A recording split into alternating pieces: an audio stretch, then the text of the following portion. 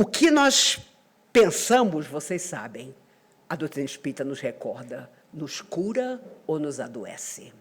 Tudo começa aqui e passa por aqui, pelo coração, pelos nossos sentimentos. Se for para ser espírita de qualquer jeito, vamos procurar outra coisa para fazer.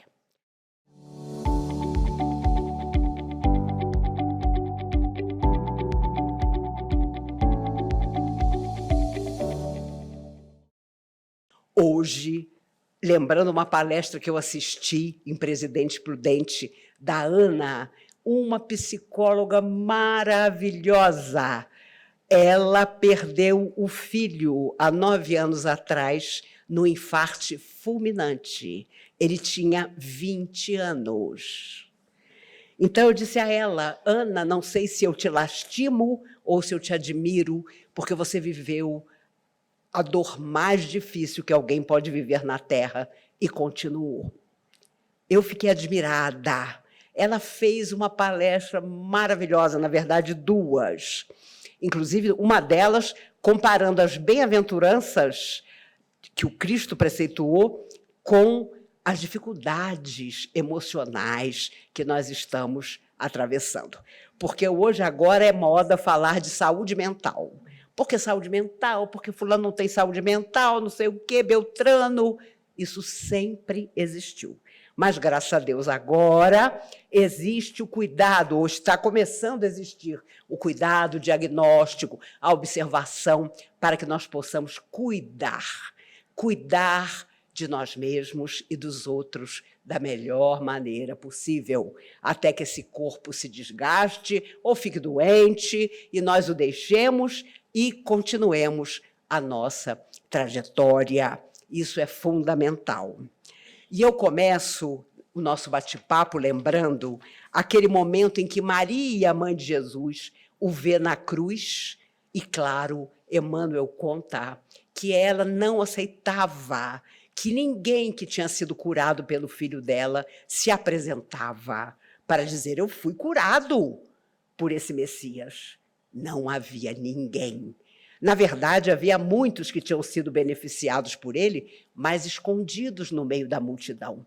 Quem é que teria coragem de enfrentar Roma, de enfrentar os soldados que estavam ali às gargalhadas, crucificando Jesus e os outros 2 ladrões, para dizer que tinha sido beneficiado pelo Mestre?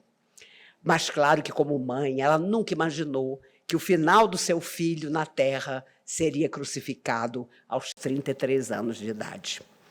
Ele, Jesus, sabedor, claro, da dor e da solidão em que ela ficaria, vê que João, o mais jovem discípulo, que começou a segui-lo quando tinha 17 anos e estava ali com 20 anos de idade.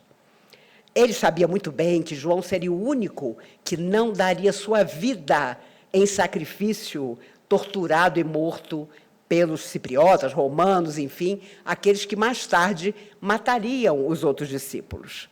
João viveu mais de 100 anos e escreveu o Apocalipse. Ele sabia que João permaneceria. Então, num momento que, sem dúvida, foi também de renúncia, ele afirma, apontando para Maria e dizendo a João, filho, eis aí a tua mãe. Mãe, e aponta para João, eis aí o teu filho. Não é mole, Jesus não era mole, porque ele entrega Maria a João, sabendo que ela viveria, e ela viveu mais 13 anos até a sua desencarnação na Terra. E, claro, ele se preocupou em pensar como ficaria a sua mãe. E, de forma gloriosa, ele diz, filho, eis aí tua mãe. Mãe, eis aí o teu filho.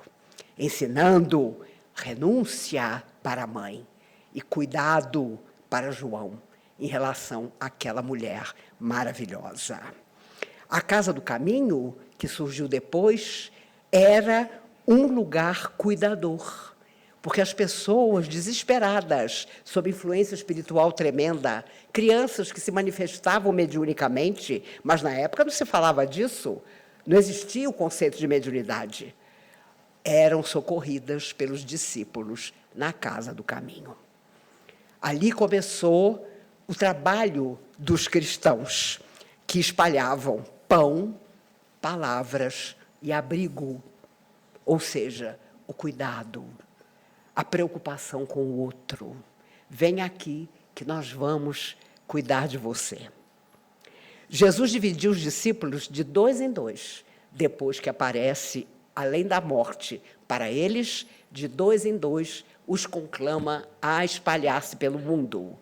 Por que não 1, mas 2? Quando 2 ou mais pessoas estiverem reunidas em meu nome, eu aí estarei. 2 pessoas para troca de cuidado, de energia positiva, de comunhão mental, para que eles pudessem se espalhar pelos lugares. Quando vocês forem não bem recebidos, tirem as sandálias dos pés, tirem todo o pó daquela cidade, das suas sandálias. Vistam as sandálias novamente e continuem o caminho. Vejam a simbologia da energia que Jesus ensina a não levar de um lugar para outro onde eles não fossem bem recebidos. Isso é extraordinário, porque dá um monte de pensamento para a gente e um monte de palestra. Francisco de Assis, envolvido, engolfado num sonho, começa a construir igrejas, pequenas igrejas que estavam destruídas, e ele e alguns seguidores resolvem recuperá-las. Mas o Papa, porque ele é recebido, tinha tido um sonho. Sonhou que um rapaz sustentava a igreja com a mão estendida para o teto da Capela Sistina. E isso porque a espiritualidade quis que aquele Papa recebesse Francisco e os seus seguidores e reconhecesse que ali surgia uma nova igreja, uma igreja simples, humilde, uma igreja de cuidar. E vocês sabem, ele não pôde casar-se com Clara, o amor da sua vida. Ela também toma o hábito, porque, na época, para você servir a Jesus, só através da vida religiosa, em geral. Então, Francisco de Assis toma o hábito e Clara também. Mas é claro que o amor entre eles permaneceu. E os amigos espirituais contam que, quando eles acampavam à beira de um lago, por exemplo, Francisco se sentava próximo à água e, quando a lua batia na água, iluminando tudo, um amigo sempre perguntava: Francisco, o que você está fazendo? Você está orando a Deus? E ele dizia, enamorado, não.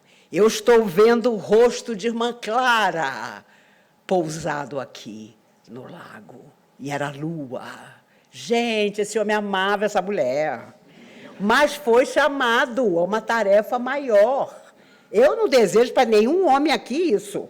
Entendeu? Não vão para a tarefa maior deixando o amor da vida de vocês no caminho, não. Isso era para Francisco de Assis. E cada um deles, tanto ele como ela, cuidaram para uma nova igreja surgir, uma igreja simples, que não tinha aquelas coisas todas complicadas, mas simplesmente estendia a mão para o seu semelhante. Aquilo que o Cristo sempre preceituou. O homem é que complicou. E vocês se lembram? Ele atravessa uma floresta, sente uma dor profunda no pé. Quando ele olha, o seu pé sangrava, quase partido ao meio, porque um espinho enorme tinha caído de uma árvore e machucou Francisco.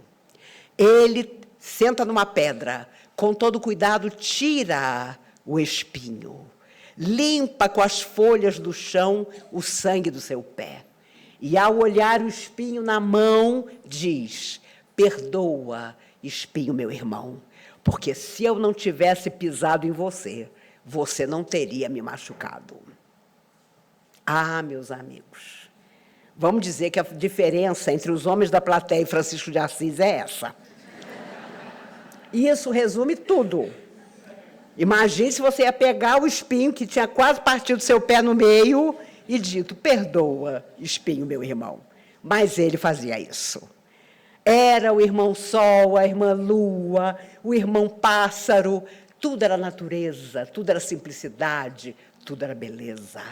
E ele voltava das cruzadas e ficou ardendo semanas em febre absurda. E então sai do corpo físico, todos o julgam morto. O pai era um comerciante rico, sonhava que ele fosse seu sucessor. Mas ele acorda completamente transformado, porque, com certeza, foi informado da missão que tinha, que era cuidar. Trazer para a igreja da época essa noção de que o pequenino, o necessitado, o frágil, era quem nós devíamos buscar. Mas a pergunta que nos cabe para nós, meninos de sábado, é: como cuidar do outro se nós não nos cuidamos? Porque, em geral, quando nós temos uma grande preocupação e cuidamos de outra pessoa, uma pessoa enferma, por exemplo, se nós não abrirmos o nosso olho, nós ficamos doentes. Porque a relação é difícil, porque a energia entre um e outro é difícil. Porque quando a pessoa está muito doente e você não, você doa o seu ectoplasma, a sua energia mais profunda. Mas a pessoa que está doente não pode devolver.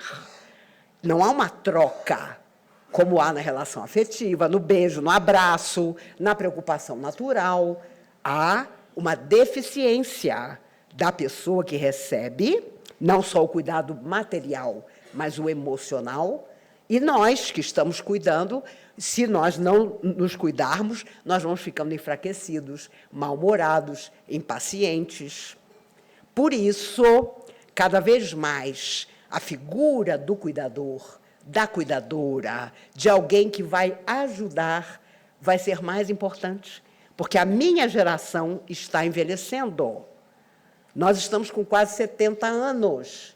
Então, com a série de limitações e dificuldades que raramente você não tem. É difícil encontrar uma pessoa cujos exames são ótimos. Essas pessoas são raras. Hoje em dia, então, que a medicina quer vender remédio, minha Nossa Senhora. Eu me lembro, na minha adolescência, você ter um colesterol de 240 era aceitável. Hoje, se você tiver um colesterol 100, o médico já te olha com aquele olhar de você está condenada. Nossa Senhora! Hoje em dia, para você se adaptar ao que os médicos acham que é ideal, é uma coisa horrorosa. Alguém me contou, numa dessas cidades, que agora vai surgir uma seguinte proposta da medicina. Sabe o que é aquela glicemia glicada, que o diabético tem pavor? Porque é aquele exame de sangue que você faz, você que é diabético, 2 horas depois do almoço. E, excetuando Jesus, todo mundo aparece com a glicemia alterada, porque você almoçou. A não ser que você tenha comido alface e água, vai aparecer uma glicemia alterada. Mas ela é aceitável quando você tem diabetes, é claro. Quando ela é 6, quando ela é 7. Agora, já fiquei sabendo, vai surgir uma história de que o ideal não é mais 6, 7, é 4. É 5 no máximo. Mas o que significa? Remédio. Ah, não, esse remédio que você toma, essa insulina que você usa. Gente, a gente tem que ter todo o cuidado, porque a medicina é, para muita gente, um negócio, e para os laboratórios, mais ainda. Então, cuidado com os médicos que cuidam de nós, porque daqui a pouco, de glicemia glicada é a morte. Você já deita e se despede de todo mundo. E o pré-diabético, coitado? 99% da população mundial hoje é pré-diabética. Mas claro que é. Eu vejo o McDonald's perto da minha casa, As crianças tomam café da manhã de uniforme da escola, no McDonald's. Porque mãe e pai não têm tempo de fazer café da manhã para a criança. Aí, quando for adolescente, você vai dizer que não pode comer no McDonald's? Ela tomava café quando era criança. Então, tudo é hábito. Tudo é, eu sei que isso não me faz bem, então eu vou cortar isso. Agora, isso me faz bem? Pelo amor de Deus. Né? Então, juro por Deus que isso não é propaganda para os laboratórios pagarem minha insulina.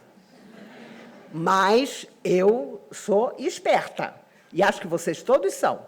Ninguém vai me convencer que eu tenho que ter, depois do almoço, glicemia 4. Porque para o diabético isso não é possível. Para o pré-diabético também não. As duas grandes coisas, entre aspas, que existem hoje é o pré-diabetes e você ser TDAH.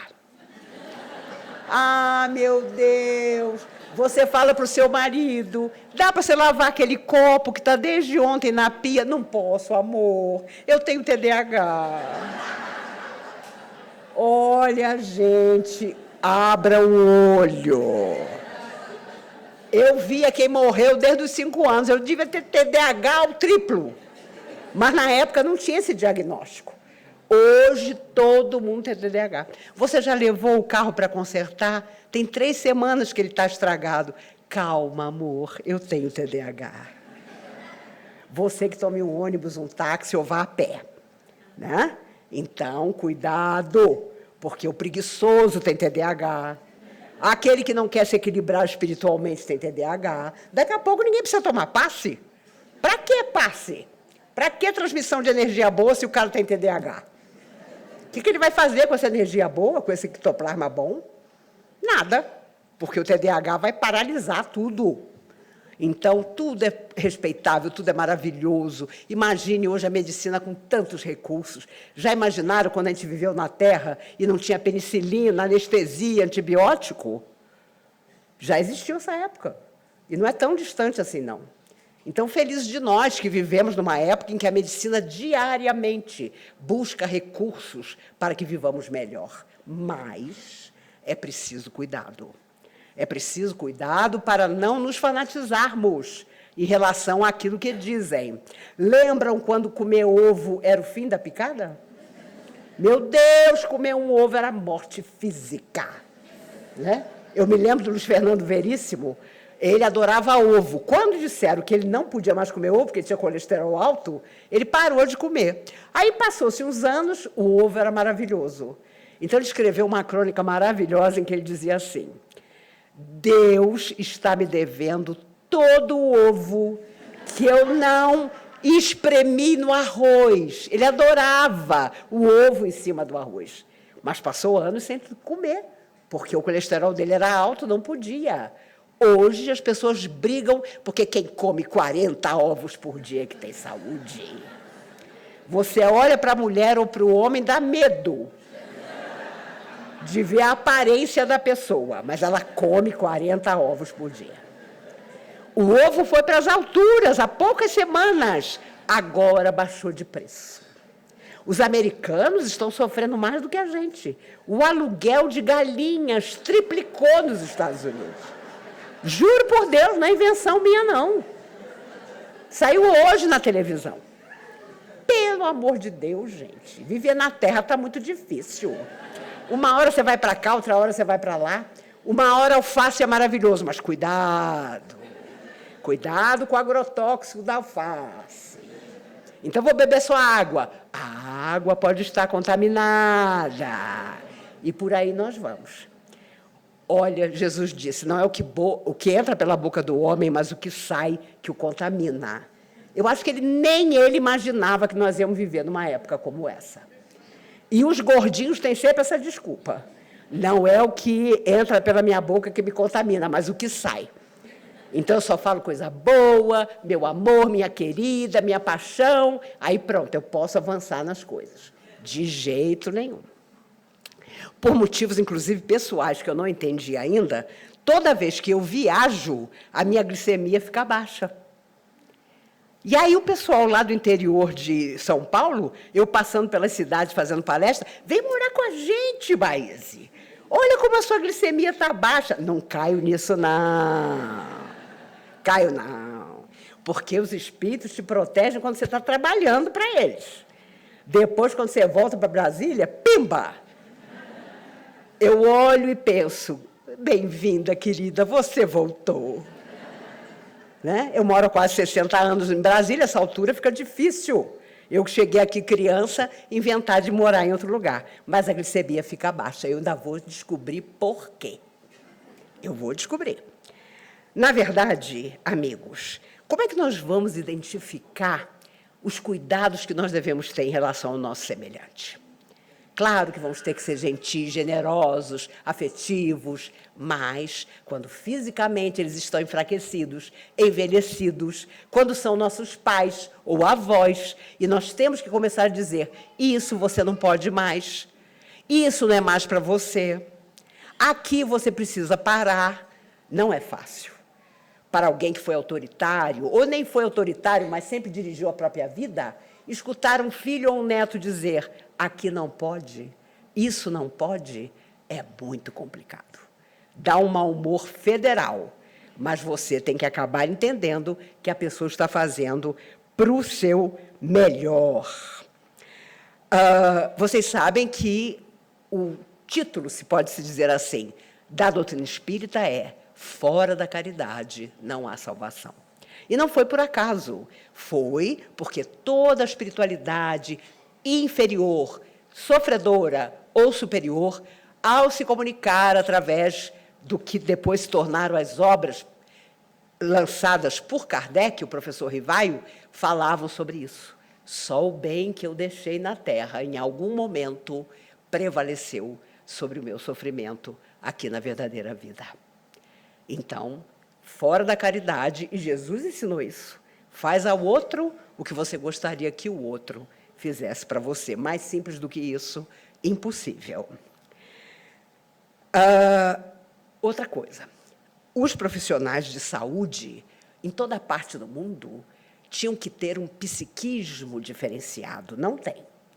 Muita gente nem dava para ser enfermeiro ou médico, mas se aventura numa profissão que é extremamente delicada, porque você recebe a pessoa quando ela está fragilizada ao extremo, quando ela está precisando de ajuda de verdade, porque alguma coisa no físico dela já não está correspondendo àquilo que ela sempre teve. Então, é complicado, porque nem todos têm paciência. Me marcou muito, meu pai morreu há mais de 20 anos, ontem ele teria feito 98 anos. E, claro, minha mãe, saudosa dele, disse, ele podia estar aí. Eu dizia, não podia não. Com 98 anos, ele seria uma múmiazinha. E era um fumante inveterado, então não tinha condição de ficar. E hoje ele está jovem no mundo espiritual, que é o que realmente importa. Mas eu me recordo de que há mais de 20 anos, ele, general do Exército, internado no hospital, 3 horas da manhã, ele começou a passar mal. E eu e minha irmã, ele tinha câncer no cérebro, fomos chamar a enfermeira da noite para atendê-lo. Olha, ela entrou no quarto do meu pai e, raivosa, disse para mim e para minha irmã, vocês não dormem nunca? Eu nunca me esqueci disso. Porque, na hora, me baixou os 5 minutos. Não teve José Grosso, não teve Eurípides Bassanufo, não teve doutor Bezerra, não teve nada. Não teve nada. Eu virei para ela de imediato e disse, minha filha, quando ele morrer, eu vou dormir muito, mas enquanto ele estiver aqui, eu não durmo e você vai ver o que ele tem, vai atendê-lo. No dia seguinte, calma, tranquila. Eu fui até ela, antes que ela voltasse para a casa dela, e falei, olha, quem sou eu para lhe dar um conselho? Mas eu vou lhe dar. Tem gente que não pode trabalhar à noite, porque à noite as pessoas pioram, até de um resfriado. Porque o sol, o prana do sol, quando escurece, deixa de nos atender. Então, todo mundo que tem alguma coisa, algum problema, de noite piora. E, meu Deus, meu pai estava partindo. E ela, quase raivosa, achou erradíssimo eu e minha irmã não estarmos dormindo para que ela não fosse incomodada. E meu pai não era um soldado, não, era general. Imagine como ela cuidava dos soldados. Aquilo me deixou indignada. E 23 anos depois eu me lembro disso. E nós temos que lembrar disso, entendeu? Tudo que nos acontece, nós temos que dizer, ó, estou aqui, sabe? Eu estou precisando de ajuda. Na minha última internação, há quase 3 anos, por diabetes, eu descobri que tinha perdido a audição. E depois descobri que fiquei 70% mais surda, de um ouvido e de outro. Eu só tenho 30% de cada ouvido. E, obviamente, uso o aparelho. Olha, quando eu dizia para uma enfermeira, hospital particular, plano de saúde, quando eu dizia para uma enfermeira, a senhora podia repetir o que a senhora falou, que eu não entendi direito? Nossa Senhora, gente, elas quase avançavam em mim. E elas falavam baixinho, porque elas perceberam que eu não estava ouvindo. Então, me lembro muito bem que uma delas disse à outra, vamos fazer tudo rápido, que a filha dela está chegando. A minha filha Mariana, minha única filha, chegava lá cedo e, obviamente, mudava o esquema. Porque se você ficar internado, não se interne sozinho. Tenha ao seu lado alguém que te ama. E tenha muita saúde para ficar doente. Porque você vai precisar. Você vai precisar. Experiência própria. Entendeu? É impressionante. Por isso que eu digo que pessoas que trabalham com a saúde do outro deviam não só fazer curso, faculdade, mas também serem pesquisadas no seu emocional, porque nem todo mundo tem psiquismo para cuidar. E, às vezes, mesmo sem psiquismo, nós precisamos cuidar.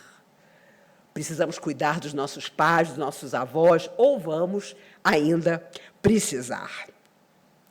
Pedro, uma vez, bateram a porta da casa do caminho. Quando Pedro foi abrir, havia um escravo segurando um homem leproso. E este homem disse, olha, a família jogou ele na rua. E eu fui empregado dele. E o recolhi, e sei que vocês, discípulos de Jesus, recebem todo mundo aqui, na casa do caminho. Pedro, ao olhar para o doente, reconheceu nele um dos juízes que havia condenado Jesus. E imediatamente disse, este homem aqui não entra. E o escravo disse, mas ele está leproso. Não interessa. Ele foi uma das vozes que se ergueu para condenar meu mestre. Eu não vou cuidar dele, nenhum de nós aqui nessa casa vai cuidar dele. E bateu a porta. Quando ele atravessa a cozinha, Jesus aparece. Pedro, Pedro, o que você fez? Senhor, mandei embora. Imagine se eu vou acolher um dos juízes que te condenou. Pedro, vai lá, abre a porta, atende a necessidade dele. Ele vai viver, Pedro. Com teu cuidado, ele vai viver. E Pedro, indignado, mas, Senhor, eu queria que ele morresse. Pedro, que castigo maior há para a consciência culpada do que simplesmente viver. E Pedro, entendendo a lição de Jesus, foi até a porta, chamou o escravo e por 3 anos cuidou daquele juiz leproso até a sua morte. Meus amigos, nenhum de nós está perto de ser Jesus, a alma mais perfeita que já viu na terra, o governador da terra. Porque eu logo diria, o quê? O cara me crucificou? De jeito nenhum. Pode mandar embora. Mas Jesus lembrou muito bem, todos nós vamos viver eternamente. E a nossa consciência vai junto conosco. Então, não adianta fingir, não adianta não ouvir essa voz, que é a voz íntima que cada um de nós possui. Vocês sabem que Pedro dizia sempre às pessoas, eu não curo, quem curava era Jesus. Mas começou a acontecer de correr um boato de que se você visse Pedro passar, devia se deitar próximo a ele, porque quando a sombra de Pedro passava por você, você ficava curado. E era isso que acontecia. Pedro passava, as pessoas se deitavam, e quando a sombra de Pedro caía sobre elas, elas se limpavam de lepra, elas eram curadas de tumores absurdos, porque até a sombra de Pedro curava. Então, meus amigos, como tudo evolui, um dia nós vamos chegar nesse nível, com certeza. O que nós pensamos, vocês sabem, a doutrina espírita nos recorda, nos cura ou nos adoece. Tudo começa aqui e passa por aqui, pelo coração, pelos nossos sentimentos. Se for para ser espírita de qualquer jeito, vamos procurar outra coisa para fazer. Enquanto considerarmos que somos imortais, que voltaremos quantas vezes forem necessárias para retomar a vida que um dia deixamos, nós nos consideraremos espíritas, sim. E vamos tentar agir como espíritas que somos. Um dia, Dona Aparecida foi colocada para fora, ela era enfermeira, foi colocada para fora do hospital onde trabalhava com 4 portadores de fogo selvagem, o pênfigo. Ela sentou-se com os 4 abraçada na rua. Quem passa? Chico Xavier. Dona Aparecida, o que a senhora está fazendo aí, sentada na calçada? Ah, Chico, o hospital me botou para fora. Eu e os 4 pacientes com fogo selvagem, dos quais eu cuidava. E aí começa a luta de Chico para ajudar a Dona Aparecida. O Hospital do Pênfigo existe até hoje, em Uberaba, e um trabalho extraordinário que essa mulher magnífica, que eu tive a honra de conhecer pessoalmente, executou por muitos anos. Chico dizia, ela foi uma rainha das mais conhecidas e poderosas. Com a sua maldade, matou muita gente. Mas hoje, neste corpo preto, humilde, tão carregado de lutas, abraçando seus enfermos, ela resgata de forma gloriosa o mal que fez há muito tempo atrás. Meus amigos, que é a nossa vida, se não reencontrar para cuidar aqueles que desprezamos em vidas que se foram? Não duvidemos disso. Hoje chamamos de pai, mãe, marido, filho. Ontem foram nossos adversários. E nós, sem dúvida nenhuma, os maltratamos. Hoje os temos grudados a nós. Às vezes dão trabalho. Você tem que botar debaixo do braço e sair carregando. Mas é o nosso passado que volta. A Ana, essa amiga que perdeu o filho aos 20 anos, ouviu Divaldo Franco contar a ela que ele era o suicida, tirou a própria vida, explodindo seu coração. E nesta vida, como filho dela, ele retorna para viver os 20 anos que haviam faltado na encarnação em que ele cometeu suicídio. Olha, meus amigos, eu confesso que eu sou espírita desde garota, não por crer simplesmente, mas porque eu não acreditaria em outra coisa. O mundo tão difícil está, que se você não acredita que somos o passado em forma de presente, você realmente se desilude, fica muito pessimista e amargurado. Chico cuidou dos irmãos mais jovens, e Emmanuel sabia tanto disso que, de vez em quando, dava um refresco para o Chico. Não, Chico, hoje vamos fazer menos, hoje vamos psicografar por menos tempo, porque ele sabia que o Chico tinha ficado responsável pelos irmãos e cuidava deles. Seu Eurípides Massanufo, um dos organizadores deste sábado à noite, fazia partos e, quando batiam a porta, a janela do seu quarto, ele já pegava a sua sacolinha, porque ele sabia que alguma mãe, em algum lugar, estava precisando da ajuda dele. Um dia, ele vinha pelo caminho, havia uma grande árvore próxima à casa dele, e o doutor Bezerra de Menezes, que havia já desencarnado, com a maior tranquilidade, diz a ele, meu filho, embaixo daquela árvore tem 2 pistoleiros contratados para te matar. E seu Eurípides, meu Deus, o que eu faço? Doutor Bezerra disse, vai andando na direção da árvore, que na hora eu vou inspirar você. Gente, só Eurípides Barçanufo? Porque eu, na mesma hora, dizia, eu vou voltar para casa. Esta criança que nasce sozinha em algum lugar. Mas seu Eurípides foi obedecendo, doutor Bezerra. Obediência é uma das coisas da alma disciplinada. E, quando ele vai chegando na árvore, ele não sabe o que vai fazer, os 2 pistoleiros prontos para matá-lo, ele tem uma ideia, que lhe foi originalmente colocada na cabeça por doutor Bezerra. Todos usavam chapéu. Seu Eurípides tira o chapéu e, alto e bom som, diz, boa noite, senhores. Os 2 pistoleiros, boa noite, seu Eurípides, paralisados pela surpresa do cumprimento. E não fizeram nada. Seu Eurípides vai até a moça, a criança nasce, ele volta para casa e nunca mais ele viu os 2 pistoleiros. Meus amigos, não contem comigo. Se eu chegar um dia naquela porta da comunhão e alguém me apontar alguma coisa, eu vou dizer, gente, eu sou parecidíssima com essa Maíse. Todo mundo me confunde. Mas não sou eu, não. Entendeu? Ela vai aparecer aí em algum momento. O Papa, fofinho, partiu. Mas, com certeza, muito abençoado por tudo que ele se esforçou para transformar.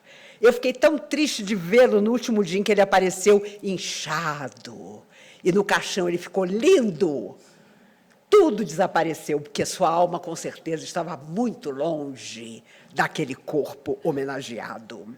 João 23 foi também um Papa maravilhoso. E ele custou a ser canonizado santo porque diziam que ele tinha morrido demente. A irmã morava com ele no Vaticano. E ele andava pelas salas e dizia assim para ela, de quem é isso? E apontava para um castiçal de ouro. Seu Santidade, ela respondia. E aquele quadro ali, é seu Santidade. Ele mandava vender tudo. Vendia, ela, a irmã, vendia no mercado negro e distribuía o dinheiro para os pobres. Um dia, ele mesmo contou à irmã, ele estava em cima de um puff e havia uma discussão entre os costureiros de qual teria que ser o tamanho da bainha da roupa que ele ia vestir. Se era para cima, se era para baixo, se devia aparecer o pé, não devia aparecer o pé. E ele, olhando aquela discussão, em cima daquele puff, ele já um homem de idade, quando ele olha para o lado, ele viu um desencarnado que o acompanhava. E o espírito riu e disse, Giuseppe, não te leves tão a sério, meu filho. Ele saltou do puff e disse, vocês resolvem. E foi assim. E por isso ele ganhou a fama de não estar bem da cabeça nos últimos anos da sua vida. E tornou-se santo a questão de poucos anos atrás. Meus amigos, a vida talvez não seja aquilo que os espíritos nos disseram que poderia ser. Porque se eles tivessem nos contado detalhes, nós não teríamos vindo, pode ter certeza. A mangueira, que eu costumo dizer que eu vou deitar por 800 anos, já está tão repleta de gente. Eu passo pelos lugares e a pessoa diz, guarda um lugar para mim na mangueira, com a certeza de que eu vou morrer antes dela. Até oradores espíritas chegam para mim e dizem, Maíse, quanto tempo você vai ficar mesmo debaixo da mangueira? 300 anos? Eu, não, 800. Não põe menos anos, não. 800 anos. Mas, na verdade, seu Erasmo Cravo, um dos fundadores dessa casa, uma alma extraordinária, morreu há poucos anos, com 95 anos de idade, e trabalhou até o último dia da sua vida pela comunhão, pela doutrina. Foi um espírita de verdade em toda a sua existência, ele e sua esposa, Dona Clara. Ele que inventou a história da mangueira. Porque ele disse, Maíse, as pessoas pensam que eu vou continuar do jeitinho que eu sou na terra do lado de lá. Não vou, não. Tem uma mangueira me esperando. Eu vou deitar nela e as pessoas vão passar e eu vou dizer, vão com Deus. A terra é ótima, vão com Deus. Vocês podem ter certeza que eu também vou. Vou dar uma deitadinha, aí alguém vai aparecer, mas faz uma palestra. Não faço palestra. Faz uma prece, não faço prece. Entendeu? Vai ser a hora do descanso. Mas, meus amigos, o que eu queria mesmo dizer a vocês é que nós precisamos, na nossa hora de ser cuidados, pedir ajuda, aceitar as limitações que a idade ou as enfermidades trouxerem e curar a nossa alma, que é eterna, para a continuação da vida eterna. O corpo, com muito avanço da medicina, vai viver 80, 90, 100 anos para as próximas gerações, mas vai perecer. E nós vamos sair dele felizes com as nossas aquisições íntimas, com aquilo que nós tivermos feito da nossa própria vida. Na quarta-feira próxima, dia 7, na Biblioteca Nacional, a partir das 6h30, vocês vão me encontrar, a mim e a minha filha Mariana, porque nós vamos lançar o livro que nós duas escrevemos exatamente sobre as dificuldades que eu passei da minha saúde. E as pessoas ficam, conta, agora não preciso contar mais. Escrevemos um livro. O livro se chama Aquele Tempo Entre Nós. Essa é a capa. Eu estou que nem o Roberto Carlos, estou achando que quarta-feira não vai aparecer ninguém. E já vou logo dizendo, como eu patrocinei o livro, não tem coquetel. Não tem. E as dedicatórias, pelo amor de Deus, eu não posso escrever um livro. Eu vou dizer, Amor, Maíse. E a Mariana, claro, que é coautora, vai colocar o nome dela também. Aqui tem 2 fotos. Eu com a Mariana e os amigos tão queridos que já leram o livro dizem, quantos anos você tinha aqui? 26 anos. Você está igualzinha! Gente espírita sabe mentir. É inacreditável. O cara olhando para mim, dizendo, você está igual. A Mariana tinha 7 meses, foi a primeira festa junina dela, por isso que ela está vestida de junina. Ela tinha 7 meses, ela hoje tem 41 anos. E essa outra foto de baixo, esplendorosa, eu e ela na Disney. Tínhamos acabado de beijar a Margarida e o Donald. Então, está parecendo que nós temos 30 anos a menos, porque Disney provoca esse tsunami de emoções positivas. Os capítulos começam, ela falando, depois eu falo. O outro capítulo, eu começo e ela fala. Porque, na verdade, nós queremos contar o quanto uma relação de mãe e filha também padece na hora em que a mãe precisa da filha e é rebelde como eu e não quer obedecer. O livro vale a pena, vocês vão poder falar de mim, mal de mim à vontade. E não é um livro triste, não, é um livro divertido, embora muita gente que já o adquiriu pelo Instagram tenha dito que chorou a beça. Mas chorou porque ou cuidou ou está cuidando de pai, de mãe, de filho. E é claro que na hora do cuidado fica complicado você manter o bom relacionamento.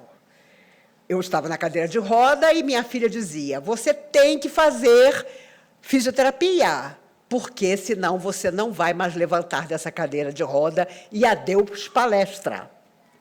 Mas eu teria feito palestra na cadeira de roda, sem problema.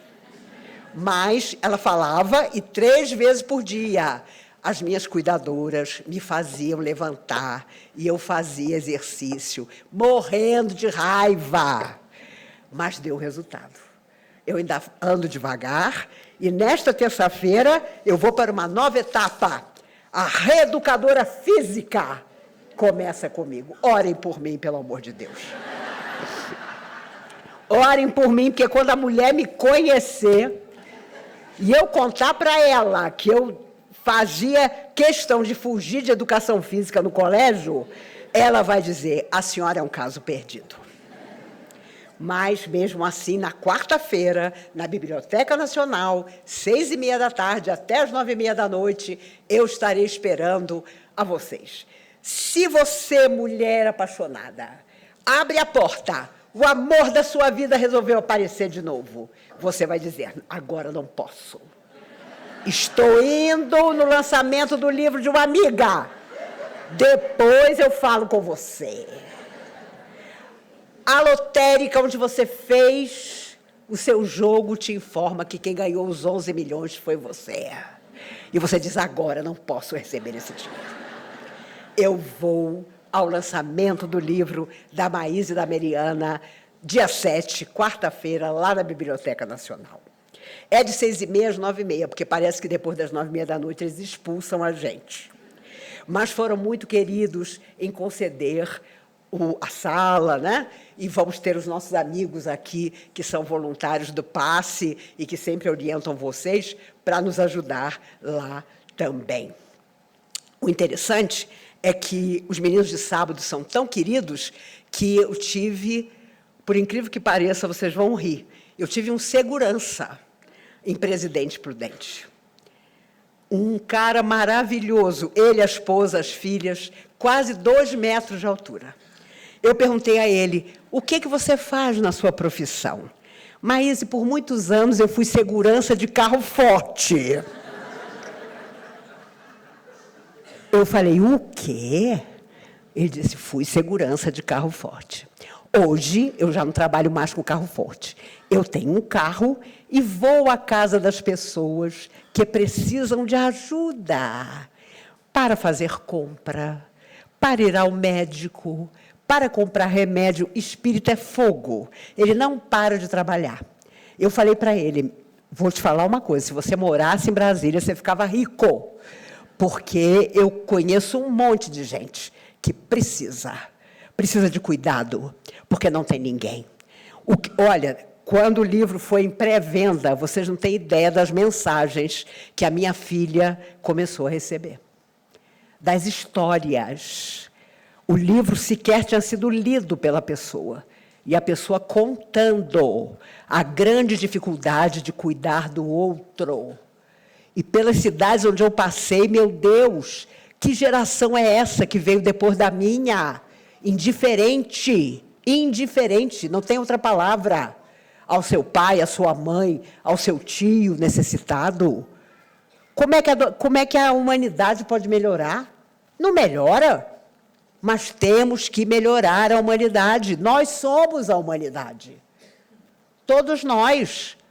O Chico dizia, nós somos a mesma humanidade que tornou o mundo assim. Por isso nós voltamos para colher aquilo que semeamos. Mas colher com dignidade, com força de caráter, dizendo à pessoa, eu estou aqui, pode contar comigo. Ah, eu não faço nada, não tenho força, tenho problemas também, vou ajudar financeiramente, materialmente, vou visitar, vou levar um neto que a minha mãe não vê há tanto tempo. Vou, quando o mais velho falar, ouvi-lo de verdade. E não dizer, fica quieto, que você não entende nada do que a gente está falando. Vocês não têm ideia das histórias que apareceram. Só porque eu e Mariana dissemos que íamos lançar o Aquele Tempo Entre Nós. Que é sempre um tempo de renovação e de dificuldade também. Quando nós percebemos, você que está doente, que você talvez tenha limitações para sempre. E aquele que te cuida, o medo de ter que cuidar de você para sempre. Por isso, meus amigos, nessa semana em que, no domingo próximo, comemoramos o Dia das Mães, se temos nossa mãe desencarnada, podemos ter certeza que, de madrugada, ela nos busca. E, quando acordarmos, vamos orar, pedindo que, onde quer que ela esteja bem. E se nossa mãe ainda está na terra, digamos a ela, obrigada, porque ela permitiu que nascêssemos, que viéssemos, que fôssemos amados do jeito que queríamos ou não. Mas, enfim, quando tantas mães abandonam os filhos e os filhos abandonam as mães, pensemos sobre qual é o papel que nós queremos desempenhar para o mundo, para o círculo pequenino da nossa família.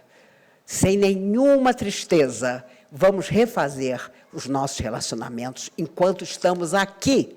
Porque quando nós voltarmos à verdadeira vida, nós vamos lamentar não termos deixado no coração de cada pessoa que nos conheceu o melhor. Combinado? Combinado. Meu último aviso diz respeito à festa junina, que acontece no primeiro domingo do mês de junho. E vocês sabem, durante muitos anos, sempre pedindo a vocês um bolo, uma torta, eu ameaçava vocês de morte. Mas morte, para quem acredita que a vida continua, é uma tolice, né? Uma vez o meu cardiologista me indicou uma médica e avisou para ela, depois ela me contou, não ameaça a Maíse com morte, porque morrer para ela é ir para a Disney. Então, ela nunca me ameaçou que eu ia morrer, porque ela sabia que não tinha problema nenhum. Mas, esse ano, gente, torta está muito caro. Então, se você puder, doe um bolo simples. Faça você um bolo e doe para a festa junina. No mês de junho, o próximo, eu não vou estar aqui com vocês, porque tem um evento em Fortaleza, no Ceará. E eu estarei lá. Sérgio Castro, querido amigo, estará aqui fazendo palestra para vocês no primeiro sábado. E no domingo, no dia seguinte, é a festa junina, no nosso lar, de 12h às 10h. Se você não puder ir, traga o bolo no sábado, na palestra do Sérgio. Haverá aqui uma Kombi, uma van do nosso lar, recebendo os bolos e as tortas que vocês trouxerem. Claro que, a essa altura, os desencarnados presentes sabem disso, os amigos espirituais sabem disso, os mentores aqui sabem disso, e, quando você desencarnar e quiser deitar na mangueira, eles vão dizer, pode levantar. E você, ingênuo, pensará, eu vou para alguma instância espiritual positiva. E o amigo espiritual dirá, não, meu filho, você ficou devendo um bolo. E aí o seu mundo vai cair. Meu Deus, por que eu não doei aquele bolo? Escutem o que eu estou dizendo. É muito duro reencarnar por causa de um bolo. Vou logo avisando. Meus queridos, que Jesus nos abençoe. Que o Dia das Mães, seja para a nossa mãe desencarnada ou ainda na Terra, seja de luz e de paz. Digamos, talvez, pela primeira vez, que ela é importante para nós. Temos toda a tolerância e carinho com aquele que anda devagar, fala devagar, conta a mesma história 10, 20 vezes. Se você tiver sorte, você vai envelhecer também e vai fazer tudo isso que você hoje critica nos outros.